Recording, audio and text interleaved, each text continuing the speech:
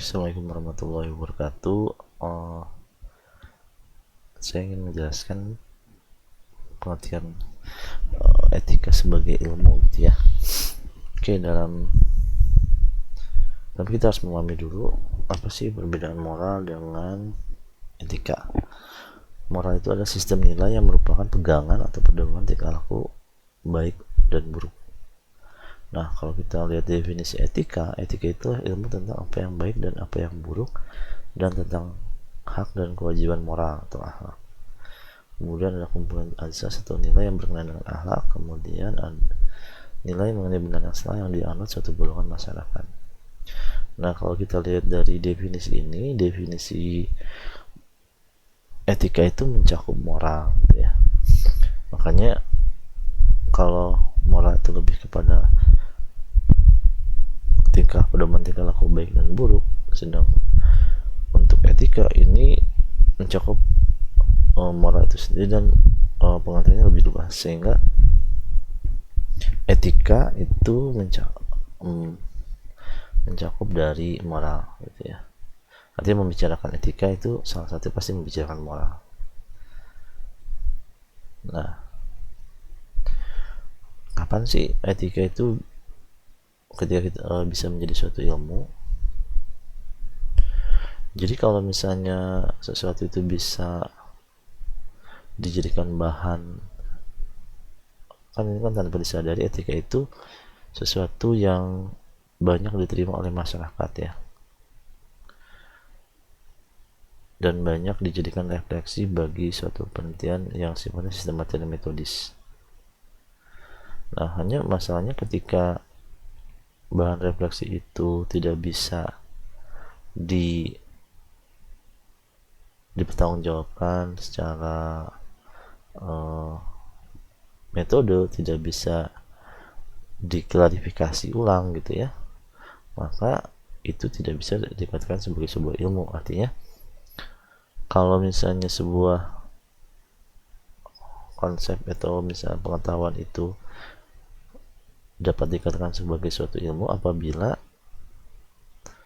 ada pemahaman rasional, kemudian bisa dibuktikan secara ilmiah gitu ya, dan menggunakan metode-metode tertentu dalam pembuktiannya. Artinya ini perlu ada rangkaian-rangkaian yang bisa dipertanggungjawabkan seperti tadi metodenya, kemudian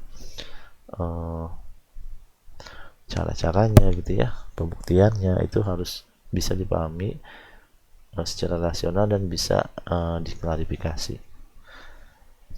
Diklarifikasi itu artinya diulang oleh orang lain sehingga argumentasi yang dijabarkan itu bisa dibuktikan gitu ya.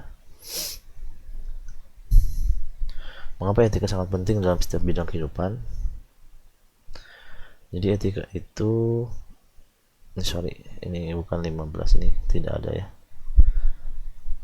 Jadi etika akan memberikan semacam batasan maupun standar yang mengatur pergaulan manusia dalam kelompok sosialnya. Abaikan yang 15 ini. Dalam pengertiannya secara khusus dikaitkan dalam seni pergaulan manusia. Etika ini kemudian diaplikasikan dalam bentuk kode atau tertulis yang secara sistematik sengaja dibuat berdasarkan prinsip-prinsip moral yang ada. Artinya sesuai dengan definisinya, etika itu akan membuat atau memberikan batasan pada orang atau sekelompok orang dalam proses kehidupan, sehingga kalau misalnya etika itu tidak ada atau tidak diterapkan oleh orang atau sekelompok orang, maka yang terjadi adalah kekacauan gitu ya. Nah, kadang-kadang etika itu juga diaplikasikan dalam bentuk tertulis atau kode yang secara sistematik sengaja dibuat berdasarkan prinsip-prinsip moral yang ada. Makanya ada kode etik. Nah, kode itu artinya aturan yang dibuat secara tertulis, yang dibuat untuk mengatur orang atau sekelompok orang sesuai dengan prinsip-prinsip moral yang ada, sehingga dengan adanya etika itu membuat orang-orang bisa berlaku sesuai dengan prinsip-prinsip moral yang ada gitu ya.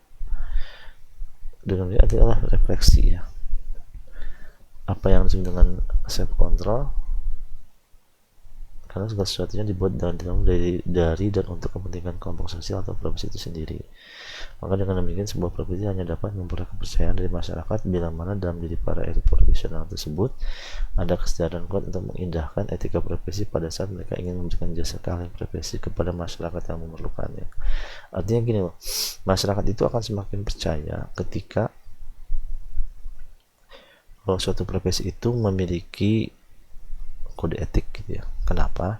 Karena dengan adanya kode etik itu ada rujukan bagaimana mereka bertindak dan berlaku. Nah, dengan rujukan itu maka seseorang itu, profesi itu tidak akan berbuat yang tidak sesuai dengan profesinya. Nanti masyarakat akan tahu dari mana bahwa profesi ini sesuai atau tidak. Ya dengan cara apa? Dengan melihat kode etik yang memang menjadi pegangan dari profesi itu gitu ya. Karena kan kode etik itu kan tertulis, bisa dibaca, bisa dilihat oleh orang di luar profesi itu, sehingga kalau misalnya dia melihat ini sebenarnya udah benar belum sih si profesi ini melakukan tugas dan kewajibannya, oh ternyata nggak benar nih. Tahu nggak benar dari mana? Ya dari itu kode etik itu. Makanya di sini dibilang, maka dengan demikian sebuah profesi hanya dapat memperoleh kepercayaan dari masyarakat bila mana dalam diri para elit profesional ada kesadaran kuat untuk mengindahkan etika profesi gitu ya. Nah disinilah bagaimana etika profesi itu mengikat dan membuat profesi itu berlaku sesuai dengan kodenya itu gitu, dengan etiknya itu. Demikian, terima kasih teman-teman penjelasan singkat mengenai etika sebagai sebuah ilmu dan kenapa etika itu penting. Wassalamualaikum warahmatullahi wabarakatuh.